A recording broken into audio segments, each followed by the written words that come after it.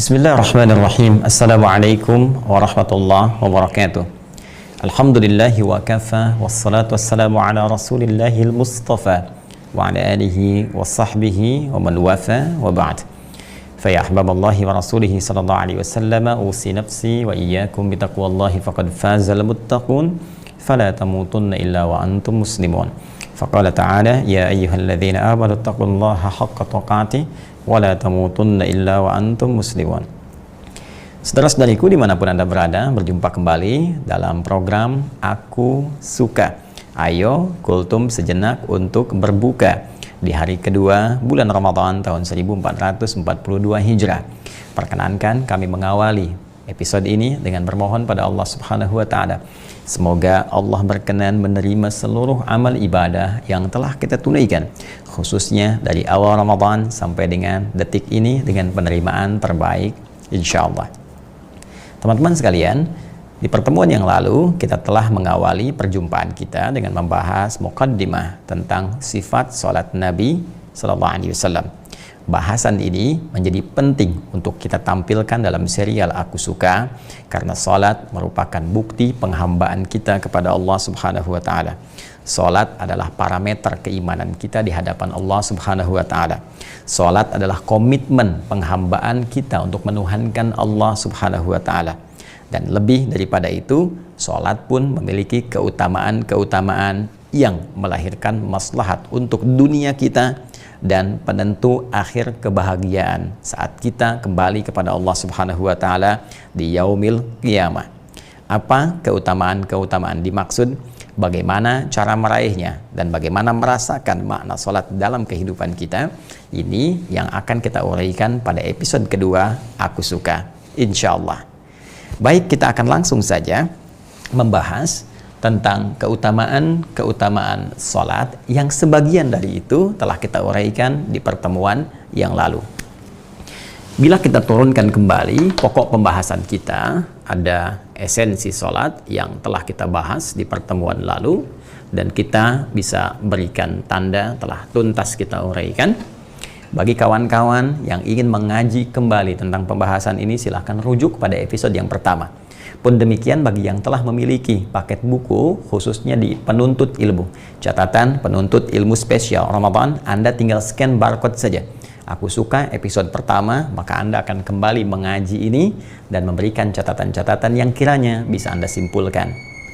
Kemudian yang kita akan turunkan dan perdalam saat ini adalah tentang keutamaan salat.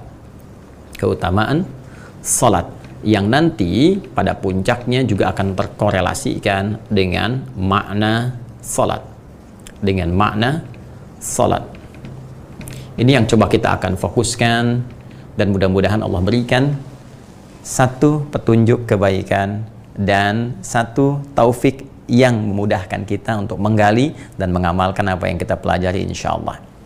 Baik, keutamaan salat. Di luar apa yang telah kita uraikan di pertemuan yang lalu, kita akan temukan beberapa keterangan dalam Al-Quranul Karim dan juga hadis-hadis Nabi Muhammad SAW tentang keutamaan salat dan keistimewaan yang sangat dahsyat.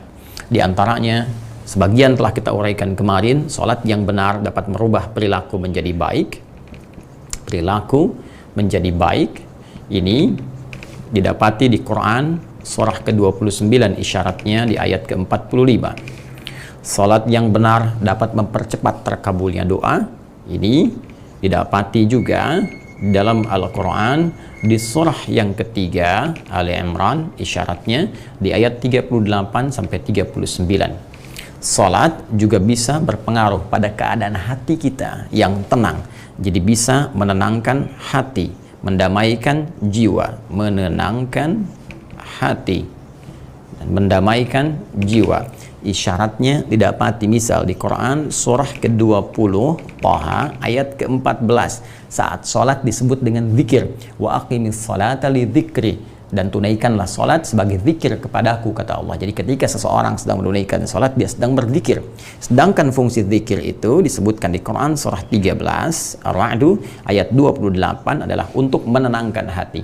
Ala bi dzikrillahi tatma'innul qulub.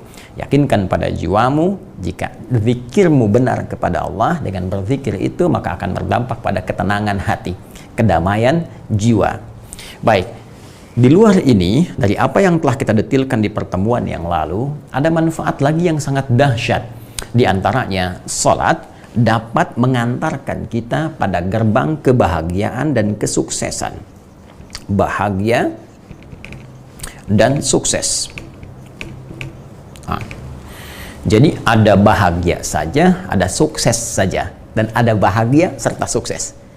Bila konteksnya bahagia saja, maka di dalam diksi bahasa Arab itu cenderung kemudian diungkapkan dengan kata fariha, yafrahu, farhan. Ya, jadi kalau ada yang bernama farhan, farah, nah itu diharapkan hidupnya bahagia. Tapi belum tentu sukses. Ya, karena belum tentu kata farah ini mencakup kesuksesan. Ada sukses dan belum tentu mencakup kebahagiaan. Ya, ada yang bahagia tapi secara maknawi belum tentu mencakup kebahagiaan. Nah, itu dinamakan dengan fauz namanya. Faza yafuzu fauzan. Ya, orangnya bisa disebut dengan faiz, faizah, kan? Atau kemudian juga ada sifat mubalaghahnya fauzan, kan? Nah, itu artinya sukses. Ya, jadi orang yang sukses. Kalau ada yang namanya faiz, faizah, fauzan diharapkan sukses dalam hidupnya. Walaupun belum tentu mencakup mana? Bahagia. Nah, sekarang Anda pilih mana? Bahagia tapi tidak sukses atau sukses tapi tidak bahagia? Kaya tapi gelisah atau miskin tapi tenang? pengen dua-duanya ya, kaya dan tenang, bahagia dan sukses. Kalau kita menginginkan keduanya kita raih, bahagia dan sukses, maka katanya berubah, diksinya berganti, ya, menjadi falahun. Ya, falah seperti ini.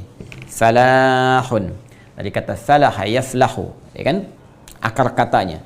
Ya. Seperti ini. Nah, ini sifatnya disebut apa? Falah.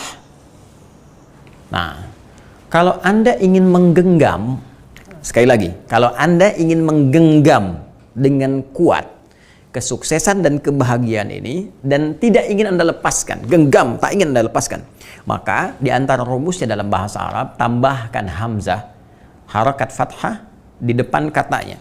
Jadi kalau ini akar katanya, kata kerjanya falaha, seperti ini, tambahkan hamzah di depannya seperti ini. Harakat fathah. Ya, fathah ini memindahkan dari sini, falaha pindah ke sini. Jadi a begini. Kemudian ini jadi sukun karena ini dipindahkan, asalnya fa gitu kan. Nah, ini pindah ke sini, maka ini menjadi sukun. Demikian. Ya, ini tetap aflaha. Nah, jadi aflaha itu yang menggenggam kebahagiaan dan kesuksesan.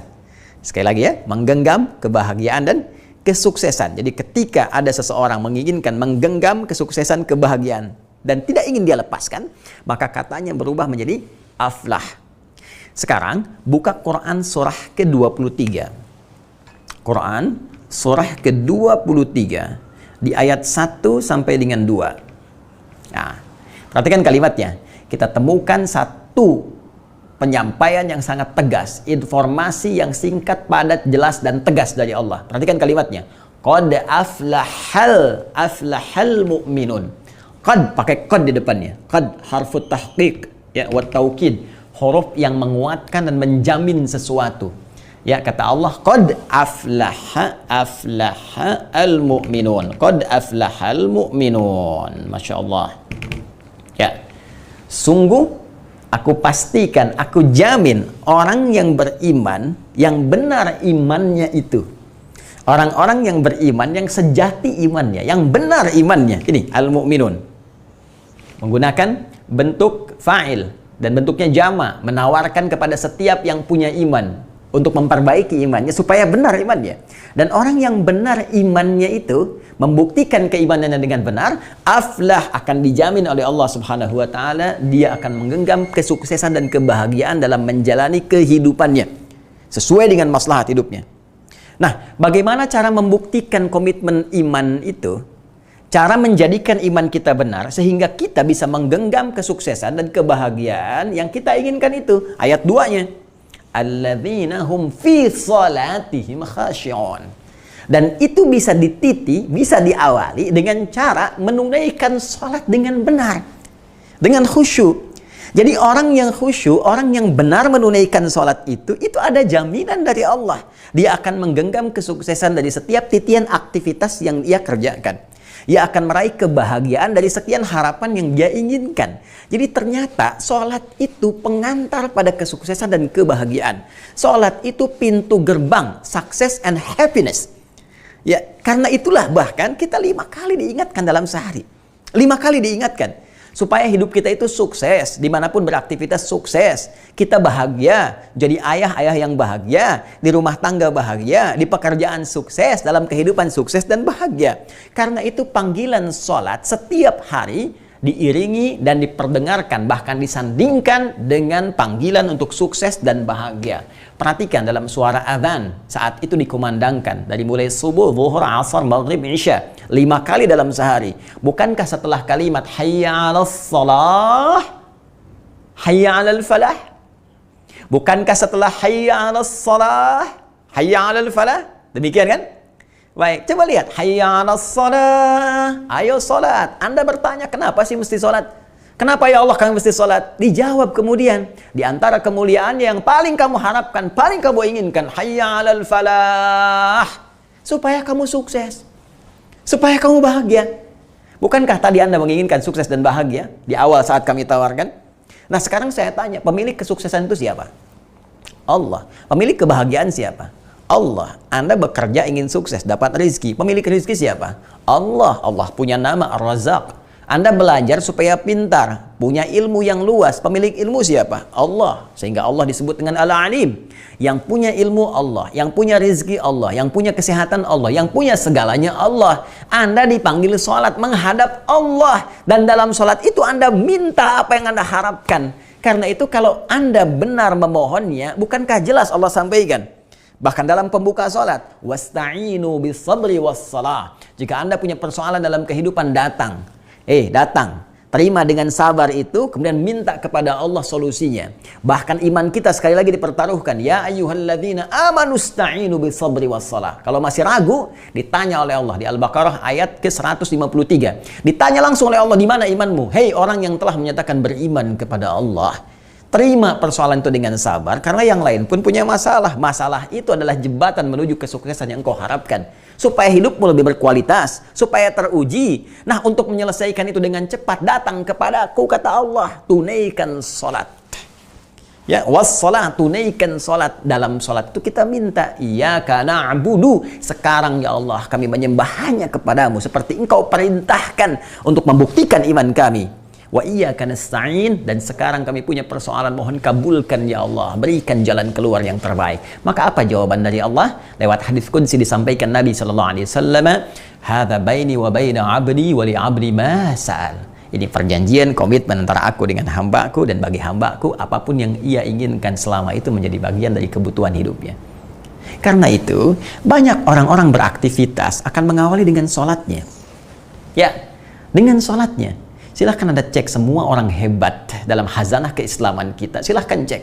Baik itu yang fokus dalam urusan syariat misalnya. Kita ambil contoh para imam-imam besar. Al-Imam Syafi'i, Al-Imam Malik, ya, Al-Imam Ahmad bin Hanbal, Imam Abu Hanifah. Bagaimana keadaan sholat mereka? Sampai kualitas keilmuannya begitu dahsyat. Al-Imam Al-Bukhari menulis kitab Sahih Al-Bukhari itu 16 tahun. Sebagian ditulis di Makkah, sebagian di Al-Madinah Al-Munawwarah. Setiap akan menuliskan satu hadis, maka beliau tunaikan sholat terlebih dahulu, memohon pertolongan dan petunjuk Allah Subhanahu wa Ta'ala. Sekarang karya-karya mereka abadi sampai dengan kini. Tokoh-tokoh besar, ya, tokoh-tokoh cendekiawan yang menginspirasi dengan ilmu mereka, peradaban dunia sampai kemudian dibawa oleh Barat, dikembangkan sampai dengan sekarang. Al-Kindi, Al-Farabi, Al-Ghazali, Al-Khawarizmi, Al-Battani. Siapa mereka? Orang-orang hebat yang sangat luar biasa.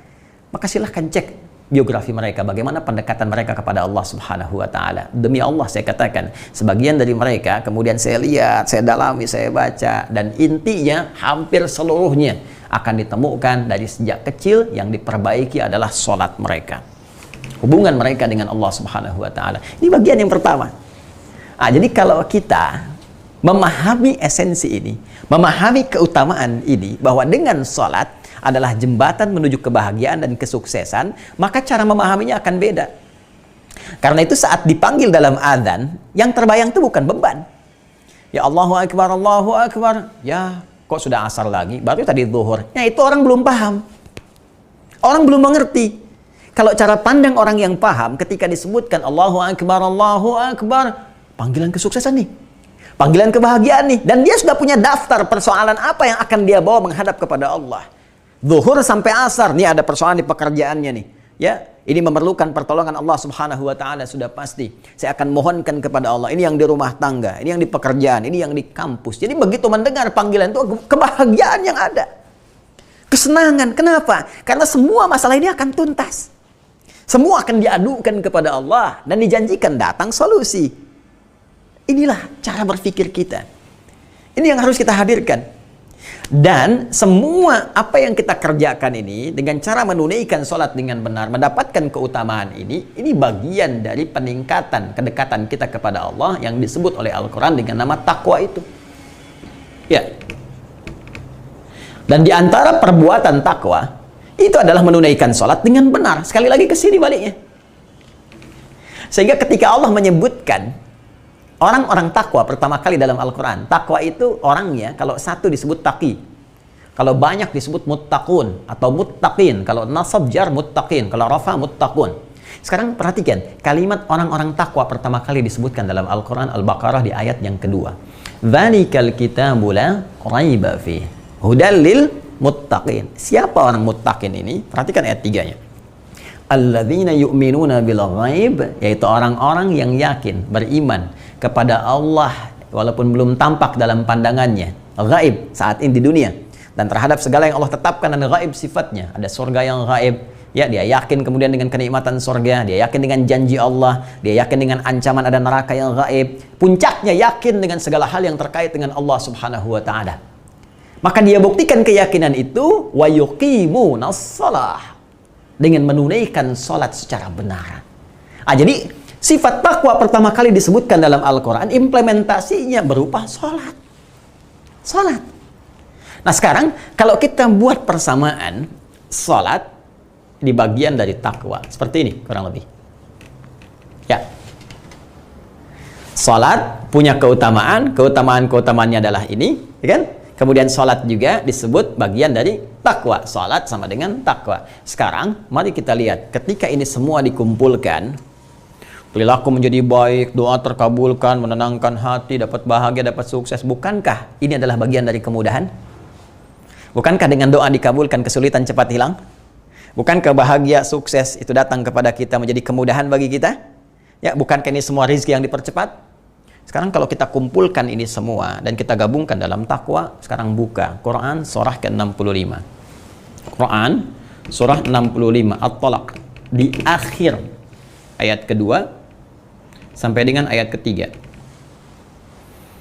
Perhatikan janji Allah. Wa may yattaqillaha yaj'al lahu makhraja.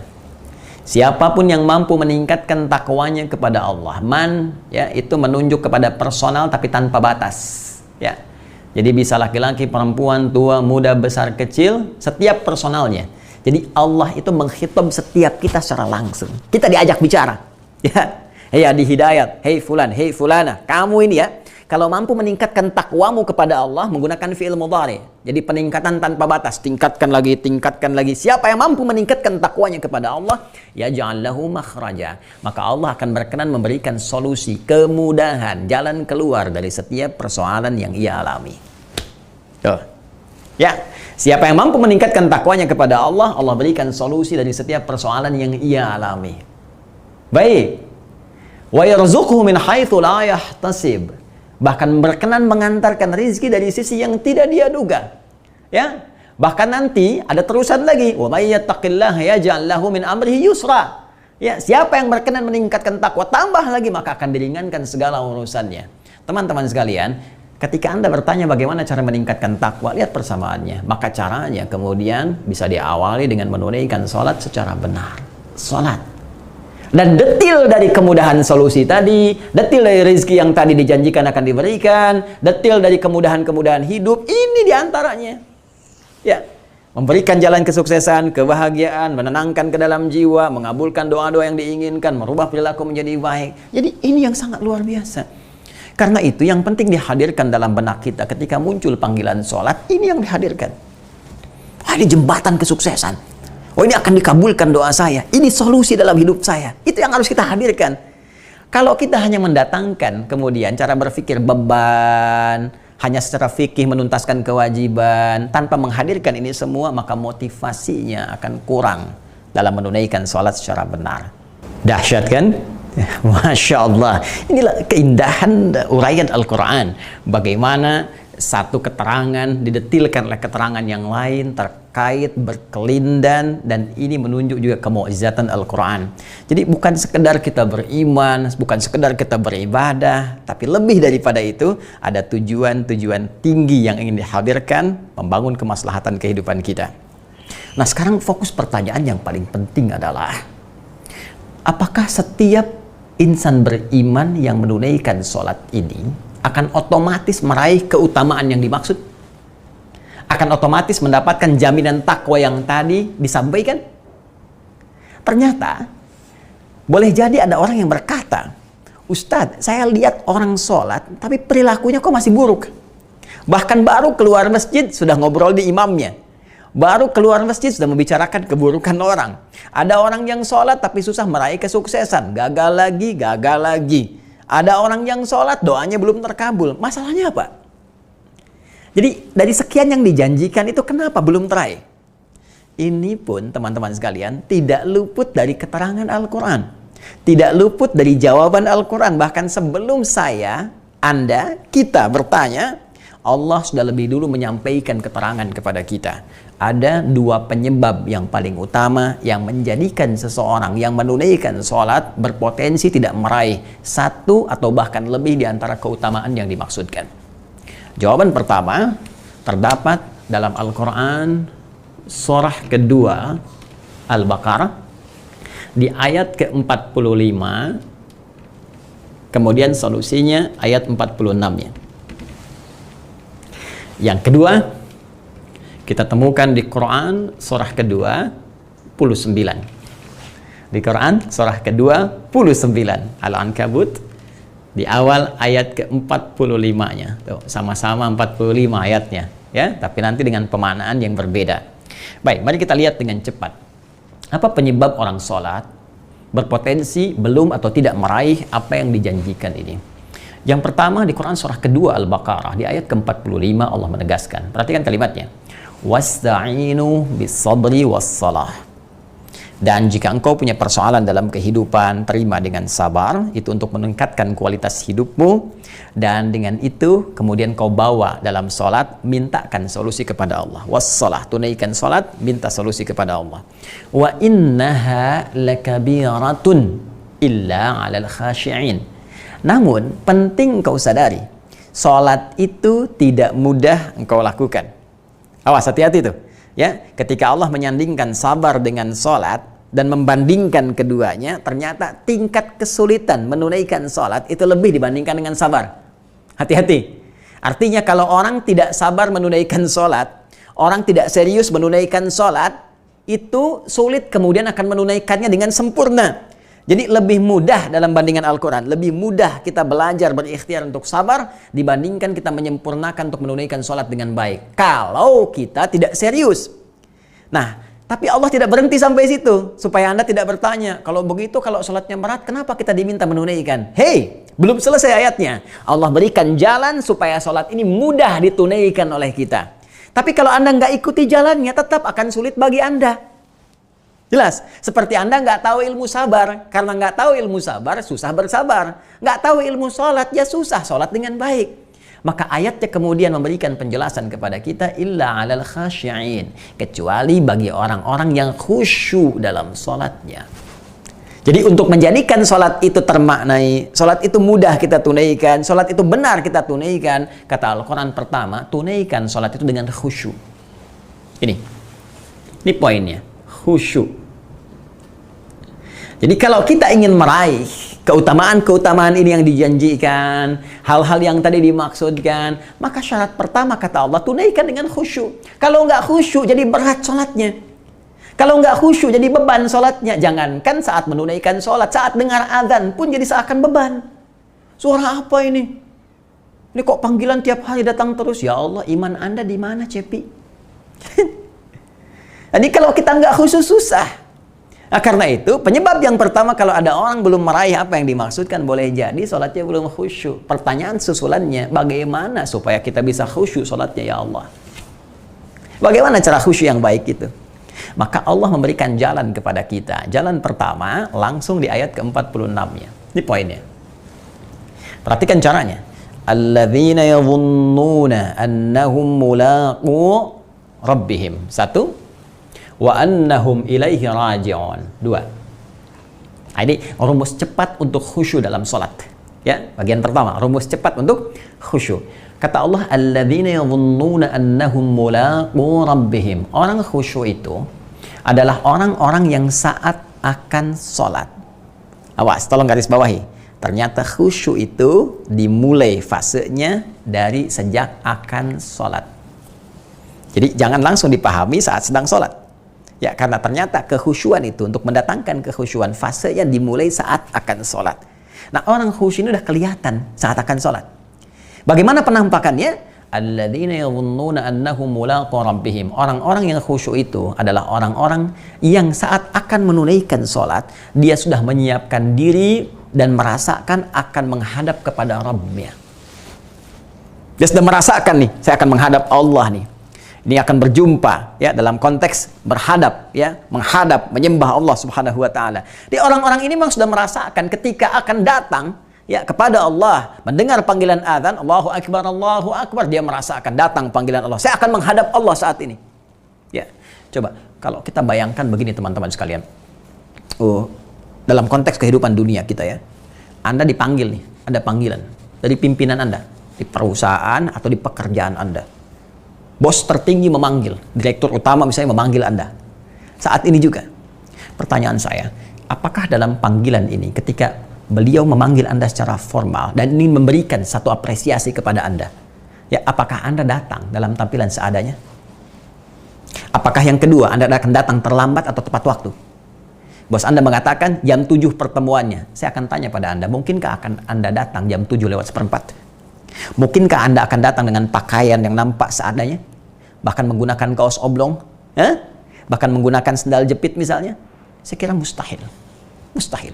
Dan pemberian yang dimaksudkan itu boleh jadi nggak seberapa dibandingkan dengan pemberian Allah yang maha segalanya.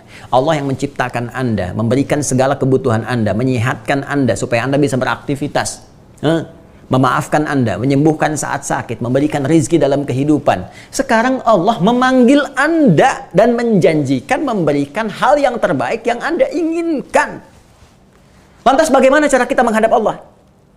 Jadi orang khusyuk itu sudah kelihatan. Makanya ditafsir kemudian langsung oleh Al-Quran. Penampakan orang khusyuk saat dia merasa akan dipanggil oleh Allah, akan menghadap kepada Allah. Di antaranya Quran surah ke-7 turunannya. Ayat ke-31. Ya bani Adam khudhu zinatakum 'inda kulli masjid. Hai semua anak cucu Adam, ketika datang panggilan dari masjid, ya. Karena di sini 'inda kulli masjid ditafsirkan oleh para mufassir, bahkan mufassir-mufassir yang populer. Ya, Anda ngaji tafsir apa misalnya? Al-Jalalain, ya, Imam Al-Jalal Al-Mahalli, Imam Ahmad bin Muhammad bin Ibrahim Al-Mahalli Asy-Syafi'i, dan Imam Jalaluddin Asy-Syafi'i, Jalaluddin As-Suyuti Asy-Syafi'i. Ya, sehingga Jalal dan Jalal keduanya disebut dengan Jalalaini. Ya, silahkan cek di tafsir ayat ke-31 surah ke-7 ya Al-A'raf, keduanya menafsirkan 'inda kulli masjidin 'inda sholati wat tawaf. 'Inda sholati wat tawaf, ketika ada panggilan salat atau tawaf. Tawaf itu kan pengganti salat juga dalam konteks kita datang, tawaf kudum, ya kan? Baik, teman-teman sekalian, ketika panggilan salat tiba, maka yang indah kata Al-Quran, khudhu zinatakum, kenakan pakaian terbaikmu. Zinah itu yang terbaik, hiasan yang paling indah, yang kira-kira menurut kemampuan kita yang paling halal, ini yang paling bagus. Makanya orang khusyuk itu kelihatan dari pakaiannya aja, dari penampakannya. Pakaian bersih, bagus, wangi. Ya, kenapa? Karena dia merasakan akan menghadap Allah. Ada suasana hati dia yang berbeda. Jadi bukan tampak asal datang saja, datang pakaian seadanya, tidak begitu. Anak ini aneh, nuntutnya banyak, tapi persiapan seadanya, gak adil. Ya, maka kelihatan orang yang serius itu. Sama, Anda juga kerja, kalau serius kan kelihatan. Keseriusan Anda dalam menghormati pekerjaan Anda dibuktikan oleh penampilan Anda.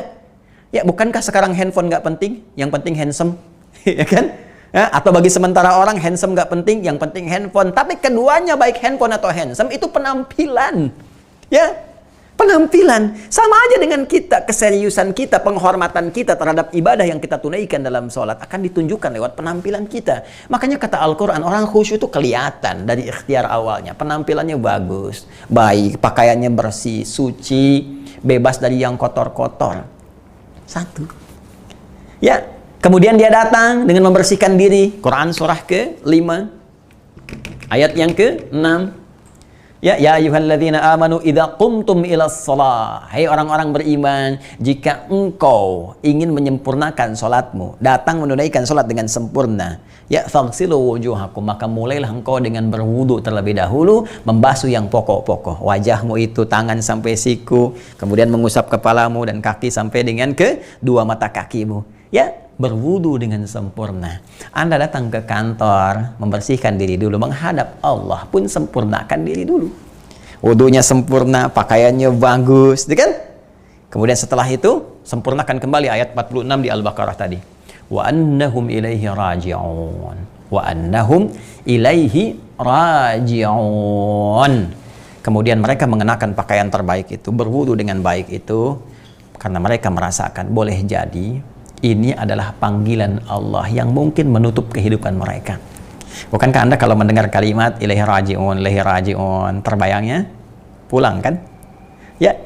Dan mereka merasakan menghadap Allah dan merasakan dalam jiwanya, mungkin ini menghadap saya yang terakhir. Saya akan menghadap untuk selamanya. Saya akan pulang. Ya. Bukankah sholat itu diawali lewat adzan? Bukankah adzan itu panggilan?